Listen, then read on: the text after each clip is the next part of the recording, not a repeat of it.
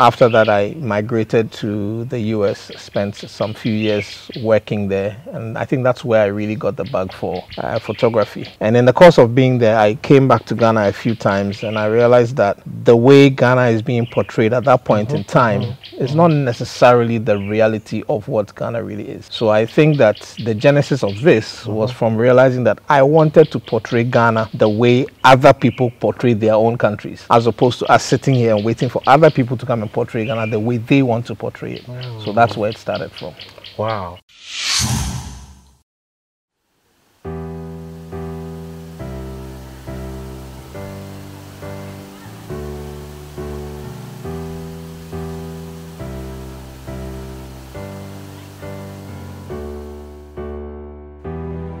Hi, my name is Steve Babio.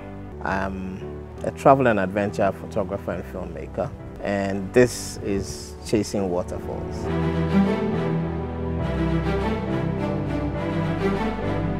All right, so I know you guys were really enjoying the video that you just saw, yes. And I can assure you that this is just part of Ghana, not the entire Ghana, okay? And you love the waterfall and the things that you saw. But Ghana, we are so blessed to have great people in this country, which to me, personally, I think we've not really celebrated them a lot. It's one of the people putting Ghana on the map. And these are great people that we need to bring them to you for you to know them and also know the good work that they are doing to promote Mother Ghana. And you know, on this channel, I talk about Ghana to the world. Yes. So we are going to talk to this great man. He's a very big man to me personally in the industry, okay? And we are going to talk about all the waterfall you've seen in the footages. I mean, in the first video you saw. His book is going to tell us a lot about the journey, how he was able to come up with this idea to go around Ghana to capture all the waterfalls that you saw in the video. If you are here, just stay cool, you know, chill, find some water and just stay glued to this channel and enjoy this Chasing Waterfall. My name is Nia aka Ganyobi, the guy who tells stories from Ghana. And if you are new here, you're welcome. It's my responsibility to choose Ghana in case you decide to come to Africa, because Ghana is a beautiful country. I love Ghana. It's all about Ghana to the world.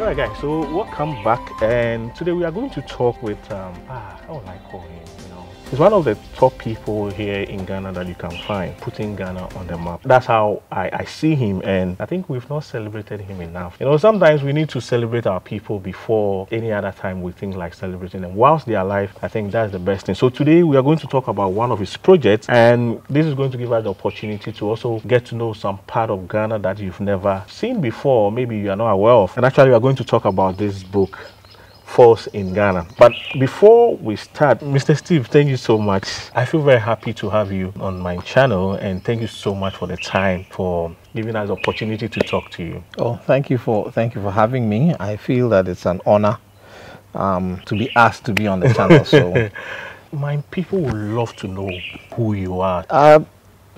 Nothing particularly exciting. I'm a travel and adventure photographer. I think that, I guess, my life journey has brought me to this point. When I graduated from KNUST, my first job was as a marketing executive with Backpress. Mr. Kofi Backman gave me my first job. I evolved, I guess, into graphic design. I helped establish the graphic design department there. And then from there, I moved into television in a way. And then I moved to the internet, the last company that I worked for. After that, I migrated to the US, spent some few years working there. And I think that's where I really got the bug for photography. And in the course of being there, I came back to Ghana a few times, and I realized that the way Ghana is being portrayed at that point in time is not necessarily the reality of what Ghana really is. So I think that the genesis of this was from realizing that I wanted to portray Ghana the way other people portray their own countries, as opposed to us sitting here and waiting for other people to come and portray Ghana the way they want to portray it. So that's where it started from. Wow. This question just dropped in my mind. Someone will be asking that you had opportunity to be in the land of dreams. I think that's how they call it. Why did you decide to come back to Africa? I believe that everybody is born where they are for a reason. And you see, I think you also need to know who you are, and what your purpose is in life. And for me, I went there for a specific reason. And I knew that I was going to be there for a specific time. I believe that fortunately for me, I was able to recognize when that time was up and make the move, because at the end of the day, this is where I'm from. This is where my soul is connected. I would never feel at home anywhere else. And if you even look right now what is going on in those places, I'm like, you can't even pay me to go and live there. I don't want to. This is where I want to be. I'm fine going to visit and come back. Well, but if you ask me where I want to be, this is where I want to be. And that's part of the reason why I'm so passionate about promoting where we are from to the people where we are from, because I believe that we've been sold an untruth that is better somewhere else. Wow. It's not. Somebody put in the effort to make that place better. So if we put in the effort here, we can make it even better than they have it there, because we have everything. They don't have everything. They come for it from here and go and make their place better. So what are we doing? Wow. Mr. Steve, do you think Ghana has been promoted enough for the world to see Ghana as it is? You see, my issue is not even the world. I'm not even concerned about the world. I'm concerned about Ghanaians, and I'm concerned about Africans. Because other people in other countries explore their country. We are in a hurry to get out. Maybe it's the poverty. Maybe it's because we lack so much. But the truth of the matter is that there are so many opportunities here that if we looked at things differently, we will be able to tackle things in a way that it will reduce our poverty levels across board. It's just a matter of perspective and being able to see things in a certain way. So I'm more interested in promoting Ghana to Ghanaians. Because if Ghanaians begin to discover how rich their own country is, I think that's when we'll start to turn things around. Wow. Promoting this to Ghanaians. But do Ghanaians even believe we have such an amazing places in Ghana like this? That's the question. That is the question. And that is why, and you see, the thing is that if we promote Ghana to Ghanaians successfully, it has a knock-on effect. Ghanaians themselves start promoting the country to others. You see, if you are not happy with what you have, somebody standing outside will not be interested to come and see what it is that you have. But when you are proud of what you have and you celebrate what you have, the people standing around who see it now become interested to want to come and experience that thing that you have that you are so proud about. So for me, let's start at home. You know, let's get ourselves into our country. Let's explore our country. Let's begin to understand what it is we have. Because when we start to do that, we'll now become concerned with why are some areas so dirty? How can we keep things cleaner? How can we reduce the amount of waste? How can we fix certain things? How can we make things better? And then we begin to improve from there. Wow. You are a photographer, one of the top photographers in Ghana. Let me say in Africa. I just remembered something. He has a YouTube channel. I forgot to talk about that. So I'll put the link in the description box so you guys can go there and check. He has some awesome and amazing videos of different places. Maybe in our next interview, we'll talk more about his personal projects like the Destination Africa. But can you touch a little bit about it before I continue with my question? Well, Destination Africa is a team project. It's not me by myself. I have a team of very talented, very intrepid young people that I work with. So I think ideally to do that interview, the ideal situation would be to have them all around for them to also talk about what it's been like for them and the experience and stuff. But the idea basically is that Africa is beautiful. Africans do not explore Africa enough. The way to get Africans to do more exploration of their own continent is to show them literally what it's like to travel the continent and enjoy what the continent has to offer. So Destination Africa is about showing people what Africa has and how to enjoy it as an African. Wow. You know, because we see people from other places enjoying Africa. It doesn't make sense. We need to enjoy people coming to tell stories in a different perspective to the world, which I think is not. So back to my question. So you've been one of the top photographers in Ghana, Africa. You've experienced it all. How long have you been doing this? I took up my camera professionally for the first time, I think in 2000 or 2001, thereabouts. I started, as most people start, you know, with fashion photography, wedding photography, and so on. So yeah, professionally, I would say conservatively, I've been doing it for, let's say, 20 years. 20 years. Wow. Aside you, I think there are other people who are also trying to put Ghana on the map. I think some of your colleagues, will you love to mention a few? Yeah, there are quite a few people putting Ghana, and I like the fact that people are actually getting out there and traveling. My very good friend Bob Pixel of blessed memory was one of the best at doing that for Ghana specifically. Yao Pare is doing a fantastic job. There's a whole slew of others also doing amazing things. I can't mention all of them off the top of my head, but Dex D has done some really interesting work in that field. Our doctor. Yeah, in terms of travel, who else? Nana Kofi Akwa also does quite a bit in that sense. Those are the key ones I can mention, like just off the top of my head. Yeah, those ones I can come up with. All right, my last question to you, then we move to chasing a waterfall. So you've traveled around Ghana a lot, you've seen it all. What will you tell someone watching us about Ghana that they don't really know?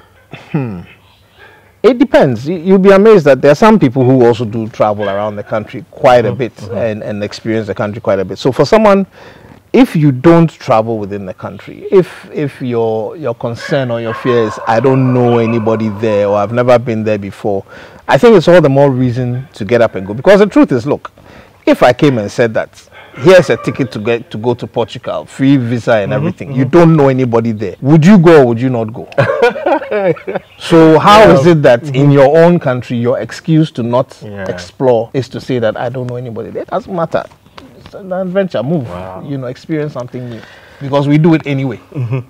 Let's talk about chasing Waterfall in Ghana. How did it start? How was this idea birthed? Waterfalls, as I've said it many times, that water fascinates me. I enjoy everything that has to do with water. So if you talk to me about anything water-based, I'm there. This idea started when I visited a friend of mine, Maoli Kofi Okujeto. If you're a Ghanaian, you may know him, MKOGH. And he showed me some pictures that he and some friends had gone to Accra Falls and taken. I was like, wow, where is this? So he showed me, and I went. I was blown away. Then I had opportunity to do some work for various corporate clients, and in the course of that, you know, I found myself traveling around. So I visited Kintampo Falls, I visited Fuller Falls, I visited Vuli Falls. So that already created a certain inspiration in me, but it took a while because work and all kinds of things kept interrupting, until at a point I was like, throughout all this time I haven't really seen a definitive look at waterfalls in Ghana, so I would like to do something like that. One of my inspirations recently also was a young lady named Jijo Klake, Adventures of a Ghanaian Girl. She also went to some very remote falls and did some videos that I was like, you know what, it's time. We got to do this. So that's how we started. How is the journey? Because I was going through your footages. the video, the behind the scenes, I could see you going to places that it looked like it's a dead end, but you were able to come out with all these things. Well, and in saying all of this, I mean, I really have to be very, very clear that this journey, I would not have been able to do it on my own. Yeah. Because I had company, and it wasn't just company. I did this journey with Gina Arthur, and Gina is an incredible person. She's a very forceful person. Yeah. She's a planner. She comes to a project with a certain kind of mindset. So that approach helped to make it all possible, in the sense that we sit down and we say, okay, where are we going? How are we going? What do we need? How much time do we need? So we plan like that. But the thing is that even though we plan out everything, what we realize is that when you get to the location, you will find out that there are other locations which you didn't know about at the time that you were planning. So you now have to adjust the plan to factor those in, to make the additional moves and stuff like that. So having that companionship to be able to make this thing, I think, was key. At a point in time, did you feel like giving up? Or I think I've been doing this for long enough that there are certain things that do not really faze me. Generally in life, your approach is that if something gets difficult, that's when to stop. Then you have the wrong approach. It is when the thing is difficult, that is where the rewards actually are. If it's not difficult, anybody and everybody would have done it already. So we push through. And I believe that it is in doing hard things that great results are birthed. And I think that we need to also get, you see, we've shifted into a certain social media generation where we think everything is easy, everything must just happen. If it doesn't happen, we are disappointed, we're ready to give up, you know, and all of these types of things. It's not like that. Life in itself is not easy. And if it's easy, from my perspective, there must be a problem. Exactly. You know, so to really make progress in life, you have to solve a problem. If you are the right kind of person, you have to literally go out and be looking for problems to solve. Because when you find a problem and you solve it, then you become relevant. Then you are rewarded for your solution to that problem. So something being hard is not a reason not to do it. Wow, I'm really enjoying, and I'm learning a lot with this waterfall. How many waterfalls do we have so far in Ghana? Are you able to cover every? No, we haven't covered at all, not by a stretch. In our project, in our coffee table book and in our guidebooks, I think we've captured about 30 waterfalls. 30 waterfalls. You know, but that's just 30 that we went to. We found out about another maybe 6 or 7 that we couldn't get to because the way there was overgrown and we couldn't get access. But those are falls that we're going to go back to go and capture. And those are just what we found out about. Like I told you, so you go to a place is when you find out about 2 or 3 more. I mean, even in a recent 2 weeks ago, we went to Begro and found 2, which we didn't even know about when we were doing this project. So if you ask me, waterfalls, there's so many.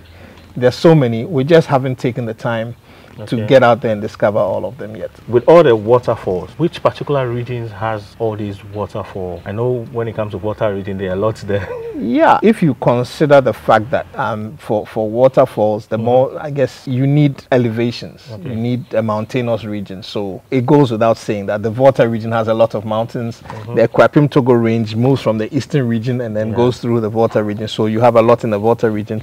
You also have a lot in the eastern region. The Ashanti region also, surprisingly to me, I didn't know that there were so much highland areas and so on and so forth around Agogo, Kumewu, that kind of area. So there's quite a few there also. So based on usually it's based on the topography. But even in low-lying areas, sometimes you find that where there's been erosion or a certain tectonic shift, you know, you may find the geology has created the right circumstances that, you know, you can find waterfalls in areas that are not necessarily mountainous, but mostly in mountainous areas. In case you want to get a copy for yourself, we'll come to that, and I think the books are on sale. You can buy them on the internet, but we'll talk about that into details. But I want Gina to join us in the conversation just to ask her some few questions from her side. So stay tuned. Vision for this is to showcase the features that will get people going to visit them, because I believe that if you leave where you live and you travel to visit a waterfall, you enrich the local community. If it, depending on the distance, if you stay there, you pay for accommodation, you buy food, and so you quite practically create employment in some of these communities. So that's the reason why I'm doing this. I believe that as a Ghanaian and as an African, we should do more to explore our own community.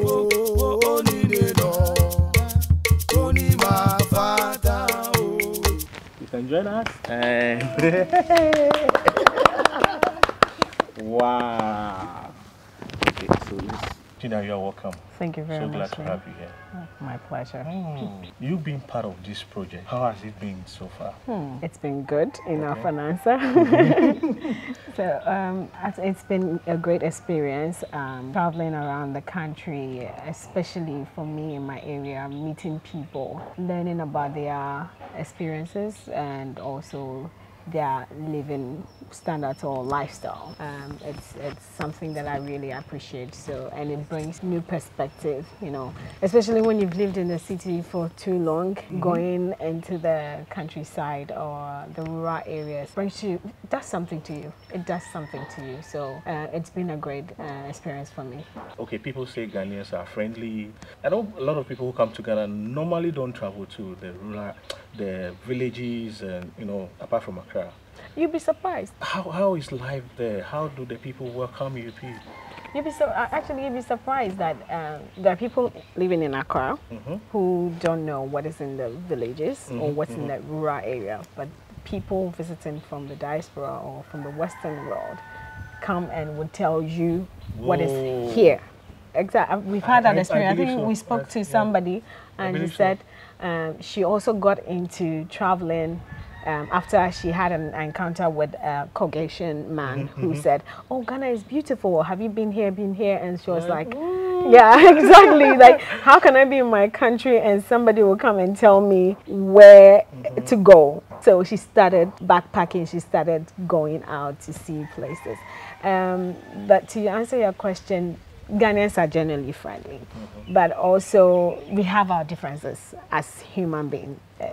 We shouldn't deny that fact. So the experience you would have somewhere would definitely be different from where you would have what you would have elsewhere. A typical example is, I think personally, and this is my personal opinion, like when you go to the Volta region, or when I have been to the Volta region, they are more approachable, so to say. But some places in the eastern region, they are friendly, but they like to observe from afar before they approach. That has just been my experience. But generally, it's safe. It's nice to travel around Ghana, anywhere in Ghana, yes. Someone watching will be wondering that, why will you leave everything and change the waterfall? As we say, it's a refreshing pursuit. In as much as we were doing something for our country or something, we had a goal, so to say, to achieve. It did something for us in return. I wanted to see new places. I wanted to meet new people. I wanted to interact with people. And being at the waterfall at a different time gives you a different kind of experience. So it is fulfilling to me. So it's not just something that you left everything and sort of wasted your time on, but it was fulfilling to me. So I would say it wasn't something that I just got up to do, but it's something that I knew there was a goal or there was something to achieve in the end, but it was self-fulfilling as well. Uncle Steve was telling me that you guys had to camp somewhere, places. Someone I know won't be able to do it because she's always afraid. Oh, some people. I'm actually referring to my wife. But how was the experience? Before the project, I had camped before, and it wasn't new to me. But the difference is, especially when you're doing it outside of the country, they are intentional about, right? So there are camping sites, there are trails where amenities. Yeah, there are, and you can pop up somewhere. When you have a camping site, they have the amenities set up there, and then there are the real adventurers who would just go out anywhere. But for me, when I did it outside, it was more in a established camping sites and all that. But coming here, it was more you're on your own. Like you have to figure things out. So you go, you have to do the real kind of adventure type because there's no trail like properly done. There's no amenities, so you have to do the, you know, if you have to do the you have to do it that way and all that. But it was, but then again, I said it was safe. And if you went to a certain community, you talk to people so easily, and they tell, oh, it's safe to stay here, it's safe. So you have that assurity, you're assured of your safety. And wild animal, people are afraid of wild animals, but they don't approach if you don't. They are in their territory. They only attack if they feel they are being attacked or they feel threatened. So oftentimes we never encountered any wild animal except squirrel and the cattle invasion. The cattle are not wild. They are not wild. Yeah. There was a cattle invasion, but yeah, another story for another day. Augustine, among all the waterfall, which one took you by surprise? That's a good question. Which one took me by surprise? Yeah. Maybe Chigame, in the sense that I wasn't sure, or we didn't know what we were going to do. We didn't know what to expect. We knew there was a waterfall there, but we hadn't seen much of it. And even what we saw was of the falls. But when you get there, there's the whole bamboo cathedral type situation was totally unexpected. Yeah, it's a really beautiful place. Yeah, it's a very beautiful place. Was it the one that looked like a twin fall? Yeah. Yes. Wow. Yeah. Yes. I think it's located in the Ashanti Volta region. Yeah. I think that is interesting because, of course, almost all the waterfalls you see are like a straight down fall. Even if it's twin like Boti, it doesn't have that drama that curvature has. And then you kept going like, okay, where are you going? And so I think that is cool. But for me, mine was Aflabo. Aflabo. Yes. Oh, okay. Waterfall. It has no pool. Is it also pool. in the eastern or no, that water? is in it's also in the Volta region. The water region. The water region has a lot of things. Yeah, it's interesting. It's different, right? You go up, treacherous. The up, no, say it well. You go up. You go up again with no trail. Like you literally have to make it out as you go with some local guides. And we have 3 local guides. Yeah. Okay, 3 plus Kofi as well. So we had 4 guides at this point. Yeah. And they took us up. And then before you get to the waterfall itself, you have to go through some kind of cave. And then you go and it's there. It has no pool. It just falls down the face of the mountain and it goes. But I liked it a lot. In fact, going through this book, the pictures are breathtaking. I don't know. You know, obviously, now let's come back to business. If someone wants a copy, how do they get it? Are you selling the images, even the videos and stuff, stock footage? Everything is available for sale. Okay. Everything. We have prints, we have images, we have stock footage, we have the whole shebang. But before we even get into all of that, let me just explain a little bit. Yeah. So what we did with this project was to come up with, we have 3 solid, 4 actually. We have the coffee table book, which is what you were holding. And so the coffee table book gives you an overview or a summary of what we saw. It's fantastic as a gift. Okay. It's a great conversation starter to have in your home or in your office or wherever you want people to have a feel of where you come from, or maybe to give as a gift to be able to introduce your country. So that's the coffee table book. In addition to the coffee table book, we have the guidebooks. Okay. Now the guidebooks are these 3 that have more detail about the individual falls, what they are like, what access is like, how difficult it is to get there, what the trail is like, the location, and so on and so forth. For those who want to give the gift of travel, the guidebooks are perfect. Or if you yourself want to explore, or if you even want to determine, okay, which ones do I want to see, because I don't really have that much time, I don't do everything, I want to pick and choose, then you need the guidebooks to help you decide what to do. The guidebooks are 3 because we broke it down by region. So you have one for the Volta region, you have one for the Eastern region, and then you have one that combines Ashanti and Bono-East. Yes. Would you like to touch a little about the price? Yes. The price, and in touching on the price, I would also like to touch on the fact that everything that you see here, all these books are produced locally in Ghana. Wow. They are produced to the highest quality standard, and they compare favorably with anything anywhere in the world that you can find. And we should know, because we've been there, done that. This is about 122 pages. Wow. And yes, so it's something. And I don't know if you can see the pictures in here. I'm sure you can attest to that. The pictures in here are amazing, if I say so myself. And this is going for 500 CDs. 500 CDs. Yes. Okay. And these are the guidebooks. Okay. These gives you the description of the place. It gives you information on how to get there from Accra. So these are going for 200 CDs a copy. So yeah, if you want to start a journey and you want to explore the Volta region, all you have to do is grab your Volta guidebook and get the information, and then you hit the road. If you want the Eastern, you do it, and then Ashanti, you just grab it. We want it to be as easy as possible. So, so 200 CDs, 500 CDs, enjoy it. How much is the whole set? And oh yeah, right. So if you're, what we're doing right now until the end of the month, yes, is that if you're buying the set, instead of 1,100 CDs, we give it to you at 1,000 CDs.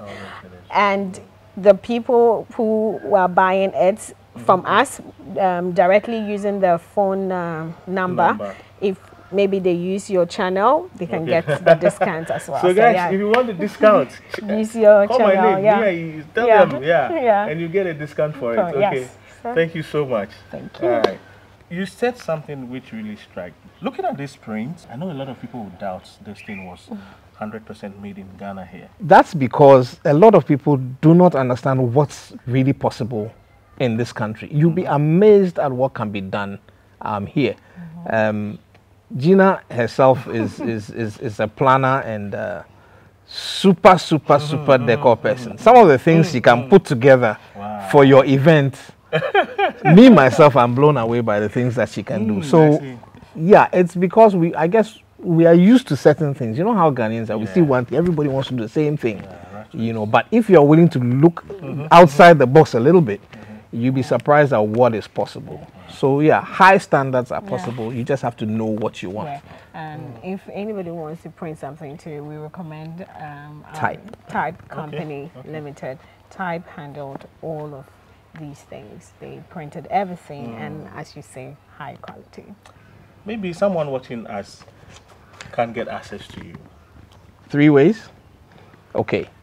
Number one is you can call us. We will organize a delivery for you.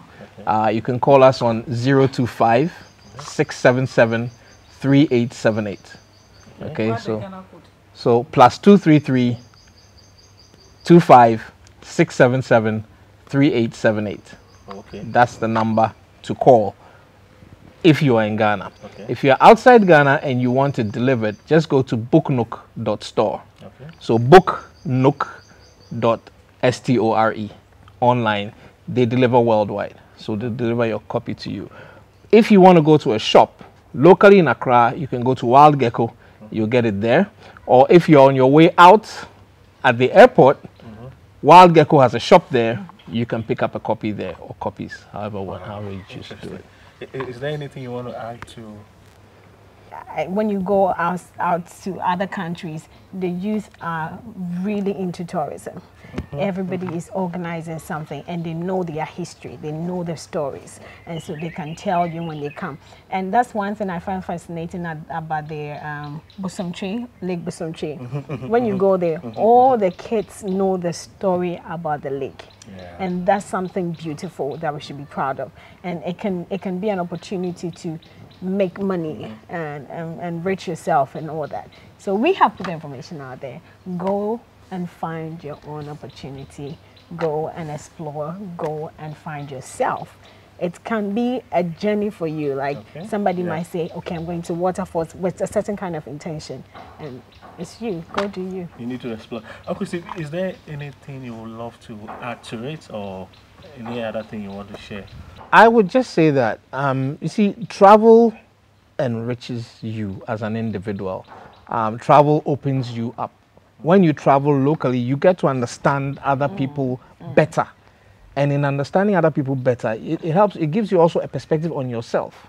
And your tolerance level changes. You don't get so upset so quickly about anything and everything. So it's actually therapeutic in a way to get out and travel. For us, it was just doubly therapeutic that we're not just traveling, but we are going looking for waterfalls. And in many cases, like after a hot day, after a hot hike, you get to this place and you can just go and stand under the water and cool yourself and realize just how absolutely beautiful this country is and how much we have that we don't seem to have recognized yet.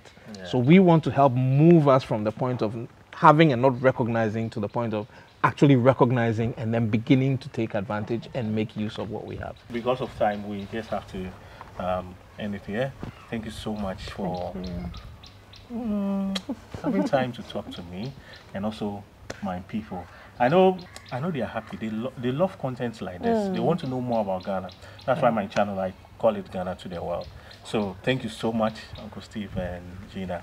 But guys, as I said, he has a YouTube channel. Destination Africa Project. Yeah. I'll put a link in the description. Check it out. You guys can subscribe. Charlie, the videos there, it's not what I'm doing. You just go and watch it for yourself.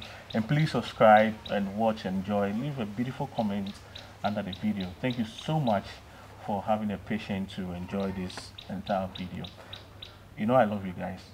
So Uncle Steve, please, will you love to put your handles out? Chasing Waterfalls Africa. Okay. On Instagram and Facebook. Okay. DestinationAfrica.project. Okay. Also Instagram and Facebook. And then Steve.Ababio on Instagram. On Facebook, I'm Steve Ababio. If you go and type in Steve Ababio or Steve.Ababio.5, will take you directly to my wall. My handle on Instagram is Miss_Adjoa O. Okay. Miss_MS_Adjoa ADWOA O. The letter O. On Instagram. On Instagram. Facebook. Think Mami Adjoa Enua. Yes. You can reach me if you want to talk about business as well. Either on the Instagram, direct Miss Adjoa, or check out Nraba_decor. It's NWURABA _decor. Oh, wow. You think you know me, huh? Look at him, Papa. Interesting. So that's it, guys. You can follow. I think you people are already following me, so I don't need to mention mine. So until then, I'll come your way with another great interview or video, or you let me know in the comment section what you think about this video. Until then, let's call it bye-bye. My name is Niai, aka Ganibi, the guy who tells stories from Ghana. Ola Bawo. Peace out.